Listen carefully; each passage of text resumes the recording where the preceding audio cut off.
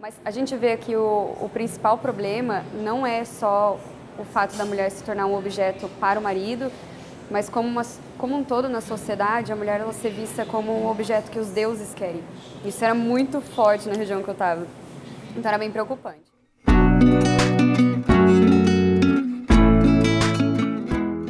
Meu nome é Ana Carolina, eu trabalho com projetos sociais já faz quase 6 anos. Faz uns 3 anos que eu comecei a me direcionar mais para trabalhar com mulheres e que eu tive uma experiência na Índia também. Tive algumas experiências nacionais, mas acho que agora que eu tô mais inserida mesmo e trabalhando com foco total para isso. Então, meus projetos vão ser direcionados para o cuidado da mulher. Então agora conta um pouquinho da sua experiência, como que foi lá na Índia, como você observou que era o tratamento das mulheres lá. Tá, claro que o nosso foco direto não foi cuidar de mulheres, né? A gente foi com um projeto à parte, a gente tinha um foco muito claro dentro de economia, enfim. Mas percebendo a região que eu estava, que era uma região muito pobre, era uma região onde não tinha muitos recursos tecnológicos, não tinha celular, enfim, a gente tinha que se dividir entre as antenas que estavam disponíveis ou não. Tinha região que era realmente muito pobre, que a gente via que as casas eram muito simples. Ali a mulher ela é realmente objetificada. Tá, isso é muito clichê, todo mundo já sabe que isso acontece há muitos anos lá. Algumas meninas que são de algumas castas mais baixas, quando elas ficam com 10, 11 anos, que estão na fase, né, da menarca e tal, as famílias acabam entregando elas para os templos, por exemplo.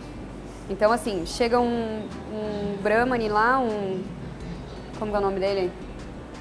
Enfim, chega um da casta mais alta, que ele é considerado um guardião do templo, que ele fica lá morando realmente dentro dos templos hindus. Ele chega na família e fala, o deus tal pediu a sua filha. Em nome do deus, ela tem que ir morar no templo. E essas meninas servem de escravas sexuais até os seus 19, 20 anos talvez. E aí elas acabam ficando velhas para eles. E aí o que acontece? Elas vão para a rua. E aí as famílias não podem receber essas meninas de volta, por exemplo, porque afinal de contas elas são dos deuses, seria uma maldição o Deus ter rejeitado ela e eles pegarem essa menina de volta, entende? Então isso você vê um exemplo muito claro de como a prostituição acaba se tornando a única opção. Porque a menina não tem para onde ir, para onde que ela vai, ela é aliciada por um cafetão, porque a vida inteira ela fez sexo, é isso que ela aprendeu a fazer. Então ela não tem outra alternativa a não ser virar uma prostituta. Então a gente vê que essa região isso acontece. Se você for para Bangalore, você vai encontrar aquele bairro que é quase 1 milhão de prostitutas que tem, enfim, não vou nem falar de dados porque eu não lembro direito, mas era uma coisa absurda mesmo, uma red light total. A minha impressão geral sobre a mulher indiana, ela é silenciosa. Agora, que mulher é silenciosa no mundo, sabe? E a diferença entre os perfis delas de extroversão, de introversão, a gente não vê a diferença entre elas, porque elas acostumaram a ficar quietas na frente dos homens. Eu vi muitas famílias boas, homens que tratavam elas muito bem, não eram maltratadas por serem esposa, nem nada. Não tinha que ficar limpando a casa e tal, elas eram bem tratadas. Mas você vê um silêncio, um respeito que pra mim era muito difícil, porque eu queria conversar, queria estar com elas, mas não era tão simples assim. Então, quando a gente fazia reunião de mulheres, aí você via elas se soltarem. Aí você vê que elas podiam manifestar quando elas estavam na frente somente das mulheres. Então, é como se fosse uma vergonha nacional a mulher que é muito expansiva, que é muito aberta. Essas são as diferenças básicas que a gente vê, que a mulher ela não tem uma abertura, ela ainda é objetificada. São poucas as meninas que têm uma condição para estudar, mas eu vejo já uma melhora muito grande. A gente teve a oportunidade de ficar em Allahabad, que tem uma universidade lá muito legal, a gente viu muitas meninas estudando, a gente viu que há uma diferença, mas ainda tem algumas diferenças que são tradicionais, que são relacionadas à cultura hindu, principalmente, que vai demorar muito para mudar. Né? E é um choque você ter que trabalhar com essas mulheres, porque até elas não conseguem se reconhecer num papel de identidade. A minha identidade é ser mulher, a minha identidade é ser esposa, a minha identidade é ser pertencente àquele homem. Então, ela não tem essa visão do poder que ela tem, né? A não ser o serviço. Aí, dá pra gente falar também um pouco da sexualização da mulher lá. Já é bem comum eles identificarem as mulheres pela roupa. Por exemplo, a mulher que é casada precisa usar o sari. E a mulher que não usa o punjab, né? Que é um vestidinho assim, tal, cobre até o bracinho. E então já tem essa separação. Fica muito evidente quem é solteira e quem não é. Então, para mim, isso pode ser um problema na região que elas estão, porque, afinal de contas, rola muito estupro mesmo e, enfim.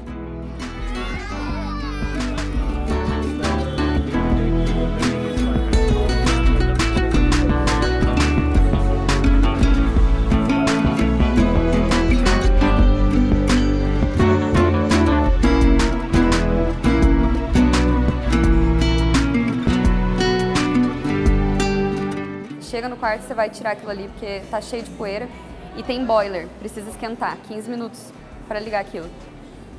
Daí eu liguei e os quartos indianos, eles têm janelinhas no rodapé por causa das monções e tal. Normalmente tem janela, tem cortininha. Nesse não tinha, nem me toquei. Então assim, tive que me despir, né, esperar o boiler esquentar. Fiquei sentadinha lá, ouvindo música e tal, mexendo no celular, tinha um Wi-Fi ali, consegui conversar com a minha mãe e tal. Aí a hora que eu fui, levantei pra ir no banheiro pra ver se o boiler tinha esquentado, fui ligar a água, olhei pra cima, vi uma touca verde. Na hora eu falei, meu Deus, o moço me viu sem roupa. Daí eu saí correndo e fui pro quarto. A hora que eu cheguei no quarto, o outro cara estava na outra janela. Então tinha um de cada lado. E aí eu falei, não posso esperar. Fiquei na parede, entre o banheiro e o quarto, tentei ficar escondidinha ali pra eles não me verem, imagina, eu tava totalmente, né, à vontade ali, falei, não tem o que fazer. E nisso eles começaram a forçar a porta e rir da minha cara. E foi assim, 15 minutos eles tentando abrir a porta. E as portas indianas é só aquelas travas assim, não é chave, sabe? Eu falei, nossa, se os dois caras entrarem aqui, eu vou lutar até morrer, cara. Nossa, eu não sei o que vai acontecer. E aí nisso a gente deu a sorte de, uns 15 minutos depois, a equipe toda chegar atrás. E aí os caras correram. E aí quando correram, aí que eu acho que bateu aquela visão de, meu Deus, eu quase fui estuprado por dois homens, né, indianos. E aí eu comecei a contar pra equipe, que daí que comecei a ficar nervosa, e aí os caras apareceram e eu reconheci a bendita touca verde. E eu ouvi os chinelinhos saindo. Tinha só dois caras de chinelo. E a touca verde, eu falei, esses dois estavam na minha porta. E aí um indiano virou pra mim e falou assim, não aponte pra eles. Você não pode acusar ninguém aqui de nada, porque vocês não estão numa região que é turística, ninguém mandou vocês virem pra cá. Então foi exatamente isso que aconteceu. Agora, como que você vai encarar? Como que a gente ia chamar a polícia? Como que a gente ia ser defendido numa região que a gente não deveria estar? O que você diria para alguma mulher que está pensando em ir para a Índia, que tem algum projeto de ir para lá, nesse sentido? Assim, como se preparar, como ir psicologicamente e em todos os outros sentidos, assim, você diria? Eu acho que vá, mas é aquilo que eu penso. Hoje eu não voltaria para o mesmo projeto se eu não tivesse mais voz, porque eu fiquei muito em silêncio. Algumas vezes eu queria contribuir, queria falar com o meu conhecimento, as coisas que eu já tinha vivido, eu tinha que pedir para um homem falar, senão não ia ser ouvida. Então esteja preparado emocionalmente para ser rejeitado quanto às suas ideias e aprenda a lidar com isso, né? A não ser que você vá para criar algo que seja realmente diferente, saiba que você vai ter pessoas que vão estar contra, vai ter que enfrentar isso.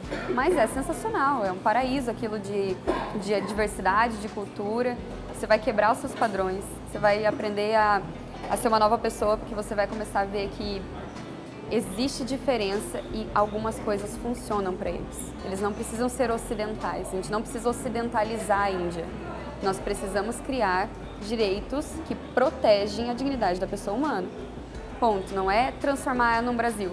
Não é essa a intenção. Então, se a gente puder ir para lá e dar a liberdade das mulheres se expressarem como indianas, vai ser legal. É uma supracultura.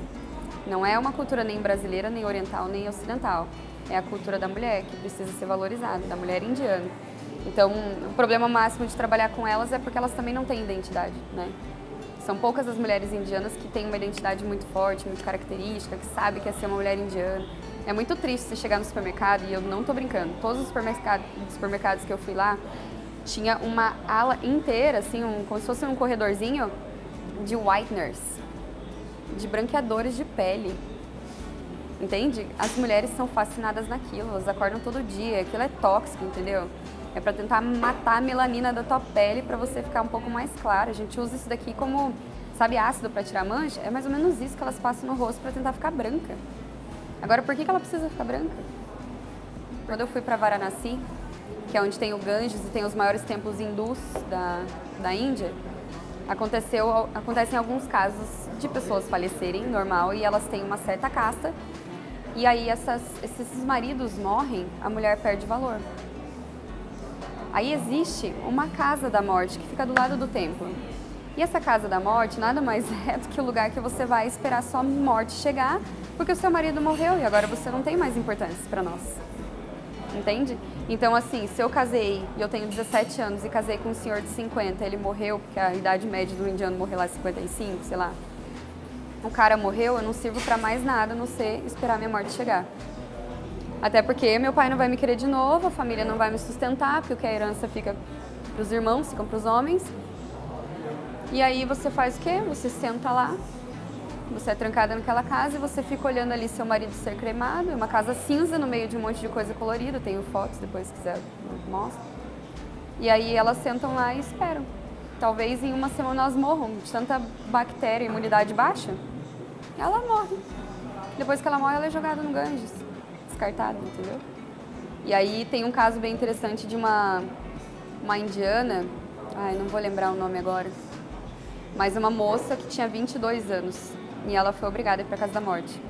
E chegou lá, achando já que a situação dela era ridícula, porque ela já era tinha uma personalidade um pouco mais característica. Assim. Aí ela chegou lá e viu que tinha uma menina de 8 anos na casa. Ou seja, casamento precoce já é uma coisa absurda, na minha opinião, e lá acontece. Né? Casamento onde a menina não tem nem corpo formado ainda. Aí ela encontrou uma menina de 8 anos que estava também na casa da morte, porque tinha casado com um cara de 36, acho, sei lá, alguma coisa assim. Aí ela virou para aquela menina e falou: não acredito que você vai morrer, eu não vou deixar você morrer. E essa menina fez um escândalo, arrancou essa criança de lá e elas tentaram sair.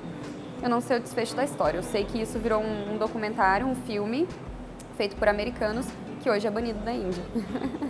Então você encontra até em algumas fontes da Deep Web lá, mas a gente sabe que não é uma coisa que eles gostam de falar. Mas é um documentário real de uma moça que tentou quebrar a casa da morte, porque ela não achava justo que uma menina de 8 anos morresse sem ter vivido nada, já tinha sido estuprada, casado cedo, e agora ainda por cima ia ter que esperar a morte chegar, porque ela já não serve para mais nada. Então, como que você vai combater isso, que é uma cultura religiosa, e vai dizer: a gente precisa eliminar a casa da morte?